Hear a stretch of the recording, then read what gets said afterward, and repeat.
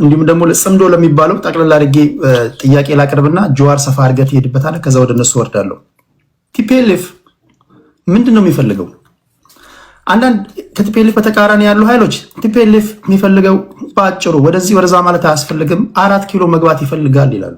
ይህንን ደብረጽዮን ገብረ ሚካኤል ተናግሮታል። ጌታቸው ረዳ በትግራይ ፖለቲካ ታሪክ የተሻለ የሚባል መንገድ አሳይቶ እያለ የጌታቸውን ስራ አንዱ አደረጉ። በተለይ የተቃዋሚ ፓርቲዎች ገብተው ስልጣን እንዲይዙ ሀሳብ ነፃነት እንዲሸራሸር ሙከራ አድርጎ ነበር የሚሉ ወገኖች አሉ። የትግራይን ህዝብ እንደ ሆስቴጅ ይዞ አሁንም የህልውና አደጋ አለብህ በሚል ወደ 4 ኪሎ ለማምጣት የሚያደርጉትን ጥርጊያ እያመቻቹ ነው እንጂ የትግራይ ህዝብ ቲፒኤልኤፍ እንደሚለው በዛ ነባሪያ ሁኔታ ውስጥ አይደለም። ችግር ውስጥም ከሆነ ቲፒኤልኤፎች ራሳቸው የፈጠሩት ናቸው የሚሉ ወገኖች አሉ።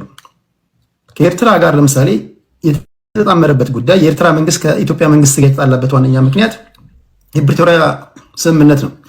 ፕሪቶሪያ ላይ እኛ ሳንወከል ለምን ተፈራረማችሁ የሚል ቅሬታ እንዳላቸው ይታወቃል። የሻዕቢያ ደጋፊዎች የፕሪቶሪያ ስምምነት የሰሜኑን ጦርነት ነው ያስቆመው። የሰሜኑን ጦርነት በመቆሙ የተቆጣው የሻዕቢያ መንግስት ነው። ቲፒኤልኤፍ ሲሆን ይህንን ማስቀጠል ሲገባው ይሄ በመሆኑ ከተቆጣው ኃይል ጋር ጥምረት ፈጥሯል። በሰሜኑም ጦርነት እንደነበረው እንደምታስታውሱት ወደ 4 ኪሎ እየመጣን ነው፣ ሌሎቻችሁ ነፍሳችሁን አድኑ፣ ወዴትም ማምለጫ የላችሁም የሚሉ ንግሮችን ከደብረጽዮን የሰማንበት ሁኔታ አለ። በአንተ እይታ የቲፒኤልኤፍ አጠቃላይ ምንድን ነው ፍላጎቱ? ሁለተኛ ለጽምዶ ደጋፊዎች ካላችሁ እንድትነኩልኝ የምፈልገው ለጀዋር ነው። ይህንንም የጽምዶ ጉዳይ በፌዴራል መንግስቱም በተቃዋሚዎቹም ሶሻል ሚዲያ ላይ በስፋት የሚነገር ጉዳይ ነው። ጽምዶንስ እንዴት ነው የምታዩት? የአንዳቸው የመታገያ አጀንዳ ከአንዳቸው ጋር የሰማይና የምድር ልዩነት አለ። ቲፒኤልኤፍ የፋኖ ኃይሎችን ወራሪ ነው የሚላቸው። ወራሪዎች የያዙብንን ኃይል ለማስለቀቅ እየመጣን ነው ይላሉ። ገብረ እግዚአብሔር የስፖክስ ፐርሰን ናቸው። ይህንን ቃል በቃል ተናግረዋል። በፋኖና በቲፒኤልኤፎች የመታገያ አጀንዳ መካከል ልዩነት አለ። ማርቲን ፕሎት በቅርቡ እንደነገረን እነዚህ 4 ኃይሎች ሱዳን ላይ ተገናኝተው እንደመከሩ ነግሮናል። የጽምዶስ ጉዳይ የገባችሁ ነገር አለ? ይሄ ሊሆን የሚችል ነገር ነው? የፌዴራል መንግስቱም ያነሳዋል፣ እነሱም ያነሱታል። በኦሮሚያ ክልል ላይ ፈጠን እያልኩኝ ነው፣ ለሰዓታችሁ የቸኮልኩኝ ነው ጥያቄ ማቀርበው። በኦሮሚያ ክልል ላይ በተደጋጋሚ የሚነሱ ጥያቄዎች አሉ። ለምሳሌ ኦነግ ሲመሰረት እንደ መታገያ አጀንዳ አድርጎ የተነሳባቸው 3 ጉዳዮች ናቸው። እኔ እስከሚገባኝ በዚህ ጉዳይ ላይ ከራጁ ጋር እንስማማለን፣ አንከራከርም። ራስን በራስ የማስተዳደር ጉዳይ አለ፣ የቋንቋ ጉዳይ አለ፣ የአዲስ አበባ ጉዳይ አለ። አሁን ባለው መንግስት እነዚህ ጥያቄዎች ከሞላ ጎደል ተመልሰዋል። አሁን ኦነግ የሚታገልበት አጀንዳ ምንድን ነው የሚሉ ወገኖች አሉ። ለዚህ ምን ትላላችሁ? ሰፋ ለህዝብ ስላለ ላልሰማችሁ ለሰማችሁም ድጋሚ ነው ይሄን ለራጁ ማነሳለት። በቋንቋ ጉዳይ ላይ ቀደም ሲል እንኳን በወጣው እንትን ላይ ሰምታችሁ ከሆነ በኦሮምኛ ቋንቋ የመንጃ ፈቃድ እንዲሰጥ የስራ ቋንቋ እንዲሆን 5 የፌዴራል ቋንቋዎች እንዲሆኑ ተመርጦ ወደ ተግባራ ለመግባት በሂደት ላይ ነው ያለውና ምን ኦሮሚያ ክልል ላይ ምን የሚያስነሳ ጥያቄ አለ? ከሞላ ጎደል እየተመለሰን የሚሉ ወገኖች አሉ። ይሄን ምን ትላላችሁ? በፋኖ ጉዳይ ላይ የክላሪቲ ጉዳይ አለ። ብዙ አይነት ሀሳቦች ናቸው የሚሸራሸሩት እና የትኛውን ይዘህ የትኛውን መጣል እንዳለብህ አታውቅም። ሁለተኛ የመታገያ ቋንቋ አማርኛ በመሆኑ ሁሉም ኢንፊልትሬት አድርጎ ለመግባት ኢዚ ነው አማራ ፖለቲካ ውስጥና ትንግርቱ የአማራን ትግል እንዴት ነው የምታየው? ይህን ካልኩኝ በኋላ ጀዋር ጠቅላላ አድርገህ እነዚህ ያነሳኋቸውን ትሄድባታለህ። እናንተ ስማችሁን የጠራው ጥያቄ የወረወርኩላችሁ እናንተ እንደየሚመቻችሁ ምላሽ ትሰጣላችሁ። አብይ አህመድ ወደ ስልጣን ከመጣ በኋላ ቀጥታ ወደ ጦርነት ነው የገባው። አብይ ላይዋጋ ወይም ደግሞ ብልጽግና ላይዋጋ የሚችልበት መንገድ ነበር። አንዳንዶች ጠቅላይ ሚኒስትር ወደ ስልጣን ሲመጡ ይሄ ጦርነት ሊመጣ እንደሚችል አስቀድመው የገመቱ አሉ። በሌላ አባባል በግልጽ ለመናገር ያህል አብይ አህመድ ኃይለማርያም ደሳለኝ ይሆናል ተብሎ የተጠበቀ ሰው ነው። ኃይለማርያም ደሳለኝ ስላልሆነላቸው እንደተጠበቀው ወደ ጦርነት ገብቷል። አብይ አህመድ ከቲፒኤልኤፍ ጋር ላይዋጋ ወይም ደግሞ ጦርነቱ ላይገባ የሚችልበት መንገድ የለም። ይዋጋ ነበር። ጦርነቱ ኢኒቪታብል የሚሉ አሉና ይህን ሰብሰብ አድርጋችሁ ትሄዳላችሁ። አይ ቲንክ ጥያቄ ገብቷችኋል። ከሰዓት ጋር የተሽቀዳደምኩ ስለሆነ ይህን ጥያቄ ያነሳሁት። ጀዋር ነው ሰፊውን ደቂቃ ወስደ ባነሳውላቸው ጉዳዮች ላይ አንተ ትሄዳለህ። ከዛ ምንድነው የምናደርገው? እንዳልኩት ለገዢው ፓርቲ ሰዎች እድል ሰጣችኋለሁ፣ ትገባላችሁ፣ ጥያቄ ትጠይቃላችሁ። ፕሊስ ከገባችሁ በኋላ አይደለም ጥያቄ የምትጽፉት፣ ከመግባታችሁ በፊት ጥያቄያችሁን ጽፋችሁ ፈጠን እያላችሁ ለጀዋር ከሆነ ለጀዋር እዚህ ላይ ላሉት ጥያቄ ታቀርቡና እነሱ ይመልሳሉ። መጨረሻ ላይ የምክክር ኮሚሽን እያዘጋጀ ያለውን የምክክር ሂደት እንዴት ተገመግሙታላችሁ የሚለውን ጉዳይ ከነሱ ሐሳብ እንሰማና ምናጠቃለል ይሆናል ማለት ነው። ጆዋር ያነሷቸውን ጥያቄዎች እስኪ ሂድባቸው በሰፊው።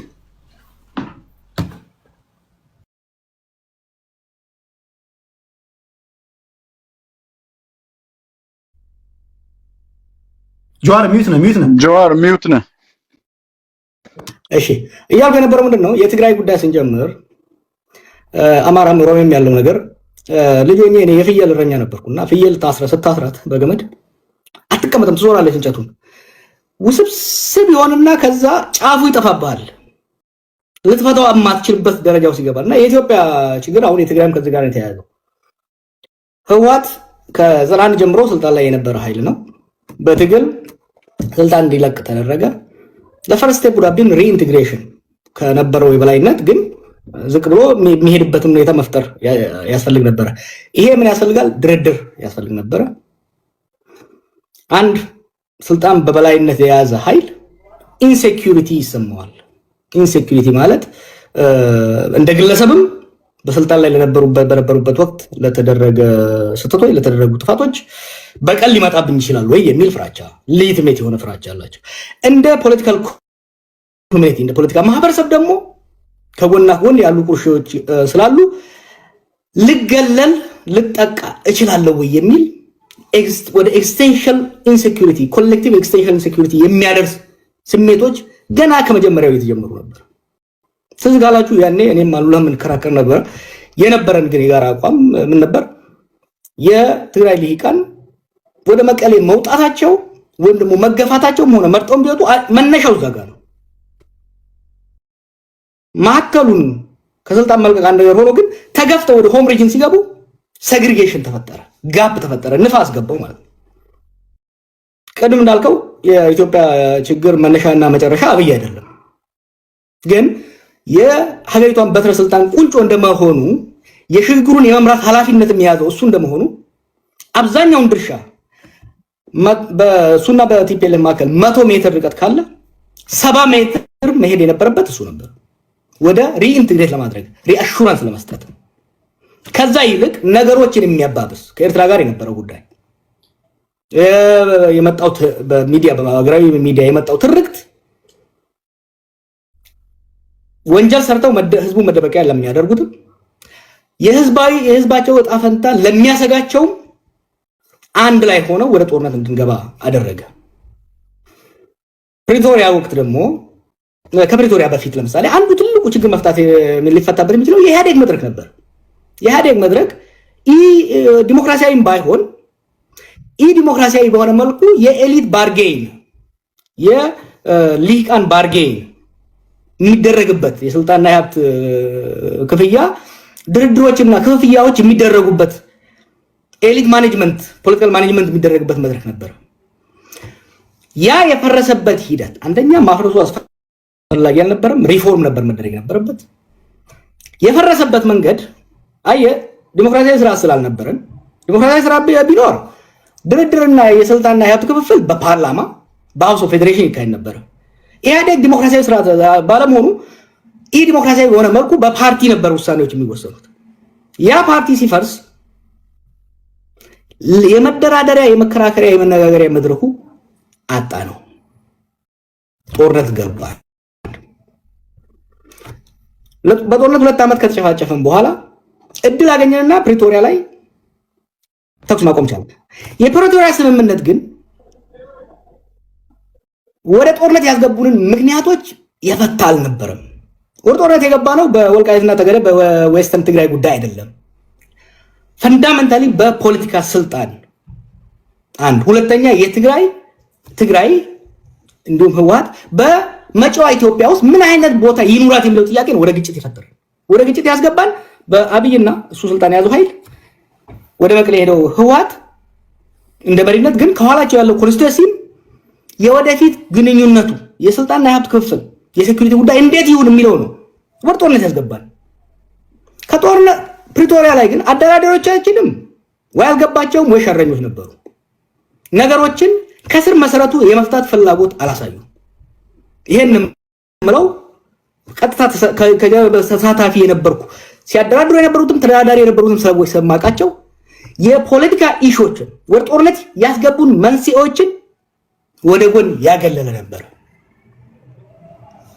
ናይሮቢ 1 እና ናይሮቢ 2 ላይ ሞር ጦርነቱን እንዴት እናቆምና ከዛ ለያ ጦርነት እንዴት እንዘጋጅ ውስጥ የተገባው። ከዚህ በፊት ወደ ጦርነት ያስገቡን ችግሮች ቅድም ያልኳቸው የፖለቲካዊ ማህበራዊ ጉዳዮች፣ የሴኩሪቲ እና የስልጣን ጉዳዮች ተደራድሮ የወደፊቷ ኢትዮጵያ ውስጥ የትግራይ ቦታና የትግራይ ሊቃን ቦታ ምን ይሁን የሚለውን ከመደራደር ይልቅ ከመነጋገር ይልቅ አብይና በአዲስ የታረቁት የህወሓት ኃይሎች እንዴት ተስማምተን ኤርትራን እንውጋ ነበረ። ምን ዋሻቸው ነገር አልነበረም። አወዘ ናይሮቢ ታው አይሆንም። አዙሪት ውስጥ ነው የምንከቱን። ሪሜምበር 2018 ኢሳያስና አብይ እንደዛ ሲያስጨፍሩን ይሄን ነገር ጸረ ህወሓት አላያንስ አታድርጉት። ይሄን እድል ተጠቅመን በኤርትራና በኢትዮጵያ መካከል የሰከነ በድርድርና በተቋማዊ መሰረት ያለው ስምምነት ላይ እንድረስ። አዲስ አበባና አስመራ መቀሌን ዘለው ሊጨባበጡ አይችሉም። it's a matter of geography, it's a matter of history ብዬ ስከራከር ነበር። የዛ ጊዜ ሁለቱም ማድመጥ አልፈለጉ። ሲሚላርሊ ናይሮቢም ላይ ሀሌላ ከለም ላይ የተሞከረው አካሄድ አንድ ጦርነት ወደ ትግራይ ጦርነት ያስገባንን ችግር ከመፍታት ይልቅ ሌላ ጦርነት የሚደረግ ነው። ሰዎች አንድ ነገር እንሸዋወድ። ይሄ ኤርትራ፣ ኢትዮጵያ፣ ትግራይ፣ ኦሮሞ ምናምን ነው ነገር ክፍሎችን ቢኖሩ ደግሞ ብዙ ሚስጥር የለንም። we are one community። በተለይ ደግሞ በሶሳይቲ ደረጃ ካየኸው we are one community። ብዙ ሚስጥር አይኖርም። በአስመራና በአዲስ አበባ መካከል፣ በመቀሌና በአስመራ መካከል እኔ ሄጄ ላሉላ ሹክ ብለው አሉላ መጥቶ ለቶላ ለገብረየስ የማይልበት ብዙ ምድር የለም። I know this from experience። ናይሮቢ ላይ የተደረገው ውይይት አስመራ ወዲያው ነው የደረሰው። በሴም ቲንግ ከዛ በፊትም አዲስ አበባ ላይ ጅማ ላይ ኢሳያስና አብይ ሲያደርጉ የነበረው መቀሌ ሲደርስ ነበር። ምን ፈጠረ? ይሄ ጥርጣሬዎችን እያባባሰ ሄደ እና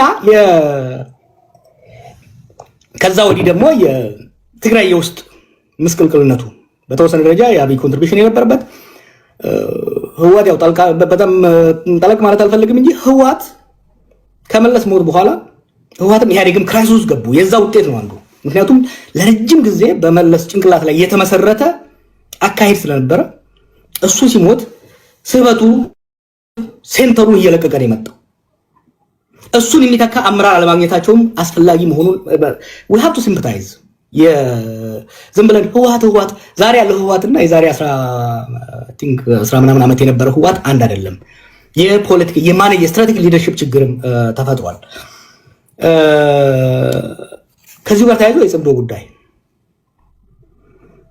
ጉዳይ ዛሬ ጽምዶ ይውደም ጽምዶ ይንገስ ብትል ብዙ ለውጥ አያመጣም። እንዴት ነው ወደ ጽምዶ የገባ ነው? ለኔ ጽምዶ 2018 ነው የተጀመረው። ኢትዮጵያና ኤርትራ ወይም ደግሞ ሻቢያና ወያኔ 1991 ደርግ ጥለው ስልጣን ያዙ። ከዛ በኋላ ሀገራዊ ተቋማዊ ኢንስቲትዩሽናል የሆነ የሁለት ሀገሮች ግንኙነት ሳይሆን የሁለት ፓርቲዎች ግንኙነት ነው ያደረጉት። ቢግ ሚስቴክ ነበር። ያ ስላልቆየ ወደ ጦርነት አስገባን። ሁለቱ ፓርቲዎች መቃቃር ጀመሩ። የሁለት ሀገሮች ጦርነት ገባን። ለ20 ዓመት ኢትዮጵያ በነበራት አቅም ኤርትራን ፍሪዝ አድርጋ በማዕቀብ ውስጥ ማቆየት ቻለች። 2018 ለኢትዮጵያም ለኤርትራም እድል ነበረ። ነገር ግን ያን እድል ዘላቂ ሰላምና በትብብር ላይ የተመሰረተ የኢኮኖሚ እድገት ከማምጣት ይልቅ ህወሓትን መደቆስ ላይ ያደረግነው። ፕሪቶሪያ ላይ ህወሓትን ይዘን ህወሓትና ብልጽግና ሆነው ሻቢያን የመደቆስ ጫውታ ውስጥ የተገባው። ጽምዶ ዛሬ ላይ ያለውን ትናንትና ደረጃ የሚናገረውን አብይ የሚናገረውን ነገር ከተናገርን ካየነው ሌተስት ናቸው። መሰረቱ ግን ባክፋየር አደረገ። አብይ የተከተለው ስትራቴጂ ባክፋየር አደረገና ገሚሱ ወይም ደግሞ በአብዛኛው የሚሆነው የትግራይ ሊግ ከህወሓት ጋር ሆኖ ወደ ኤርትራ የሄደበት ሁኔታ ነው የምታየው። ለኔ ጽምዶ ኢስ አ ዲፌንሲቭ ፓክት። የኤርትራ ኃይልም ከአዲስ አበባ ሊመጣበት የሚችለውን አቅሙ ኢኮኖሚውም ትልቅ ሆነ ጎረቤት ሊመጣበት የሚችለውን ራሱን ለመከላከል ያደረገው ታክቲካል ነው። ጽምዶ ማለት ታክቲካል አላያንስ፣ ታክቲካል ዲፌንሲቭ አላያንስ። ይሄ አላያንስ ምንድነው ይዞ ሊመጣ የሚችለው? ወይ እነ ደብረጽዮን እንደሚሉት አሸንፎ አዲስ አበባ የሚገቡበት፣ ወይ አብይ እንደሚለው ሁለቱንም የሚፈረካከስበት፣ ሶስተኛው ደግሞ ለረጅም ፕሮትራክትድ ጦርነት የምንገባበት እድል ውስጥ ነው የሚከተን። ለዚህ ነው ይሄ ጦርነት እንዳንገባበት መረባረብ አስፈላጊ ነው ብዬ በተደጋጋሚ የምናገረው። የኦሮሞ ጥያቄ ኢቮልቭ አድርጓል። ከዚህ በፊት የነበሩ የቡድን ጥያቄዎች በገሚስ የተመለሱ በገሚስ ያልተመለሱ አሉ። አሁን ደግሞ ኒው ኢመርጂንግ ጥያቄዎች መጥተዋል። ዋት አር ዚስ ኒው ኢመርጂንግ ጥያቄዎች? የኢንተርናል ነው። አሁን ከኦሮሞ ውስጥ የወጣ ኃይል ነው። አትሊስት በአብይ አካባቢ የተሰበሰበው ኃይል ህዝብ እየጨቆነ ያለው ይሄ በኦሮሞ ውስጥም የሀብት ክፍል የኢኮኖሚ ጋፕ ፈጥሯል። በማፊያ የተደራጀው ኃይል በፍጥነት ንብረት ዘርፎ አከማችቷል። ይሄ ዳሃዝ እንደ ሀብኖትስ የዘራፊዎችና የተዘራፊዎች የክላስ ጉዳይ ፈጥሯል ማለት ነው።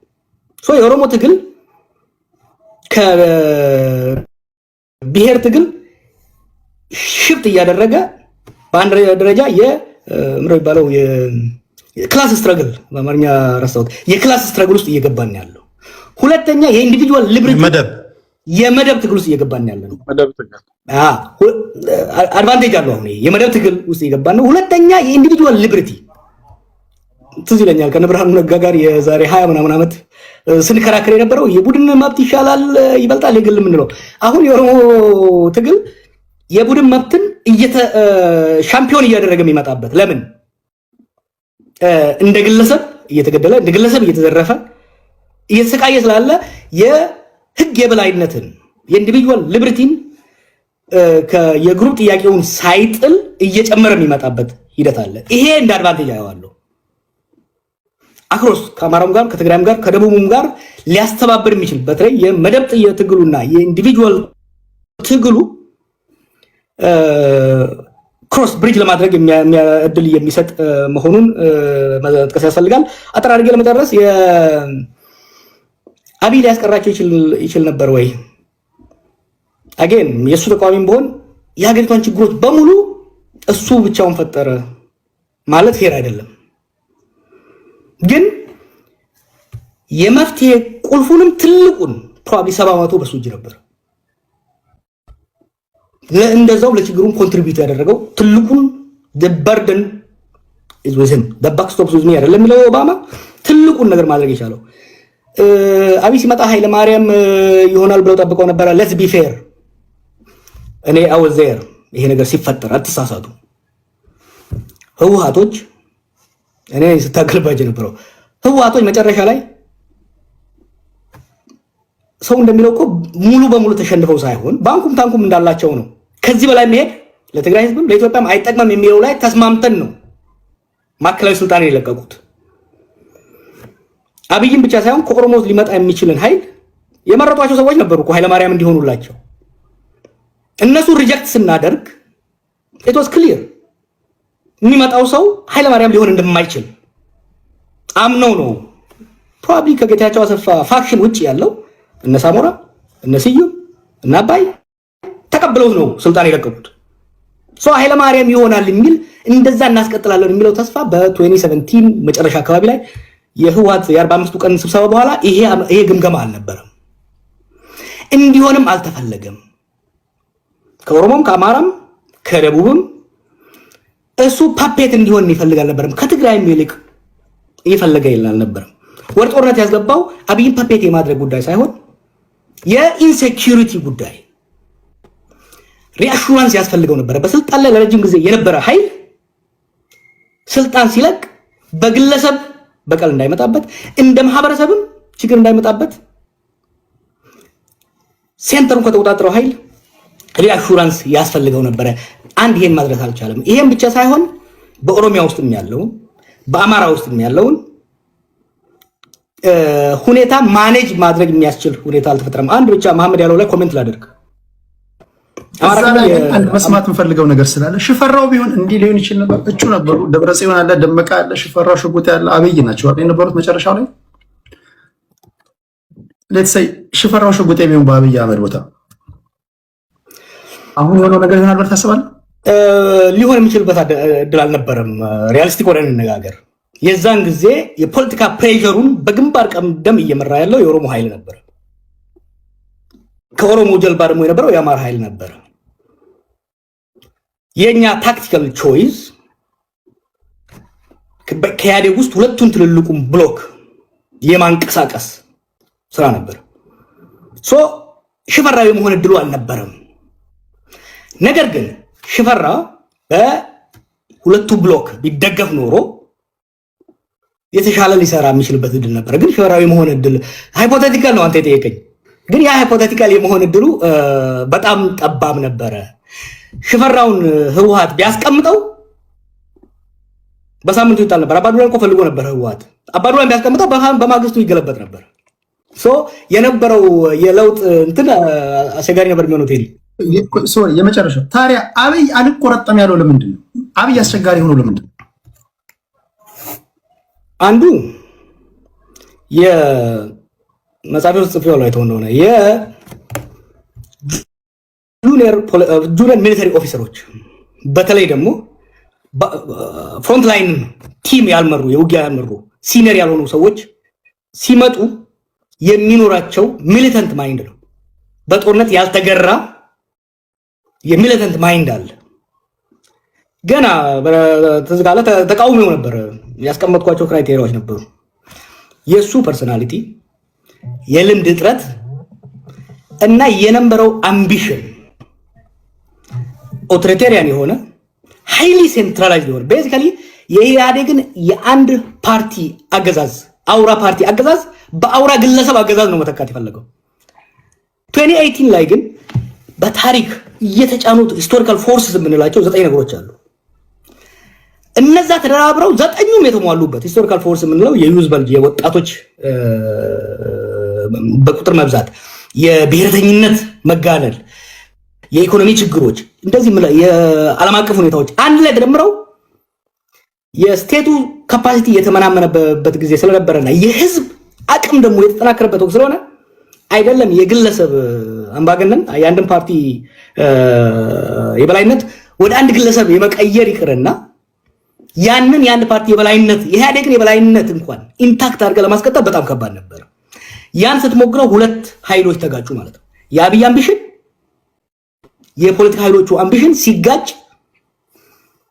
ወደ ዲሞክራሲ መሻገር ማቃተን፣ ጠንካራ አምባገነን ስርዓት መገንባት አቃተንና አኖክራሲ የምንለው ዲሞክራሲያዊም ያልሆነ አምባገነናዊም ያልሆነ ዲሞክራሲያዊ ሆኖ የህዝብ ቁብልነት የሌለው አምባገነናዊ ሆኖ የስቴት የበላይነት ያለው ኃይል መፍጠር አቃተንና የፓወር ሴንተሮች አሁን ቅድም መሐመድ አንስቶታል። አሁን አማራ ክልል ውስጥ የተለያዩ የፓወር ሴንተሮች አሉ። ኦሮሚያ ውስጥ የተለያዩ ፓወር ሴንተሮች አሉ። የስቴቱ ካፓሲቲ የስርዓቱ ካፓሲቲ የሀገር መንግስቱ ካፓሲቲ ተከፋፈለ እና ያ ነው ችግር የፈጠረው።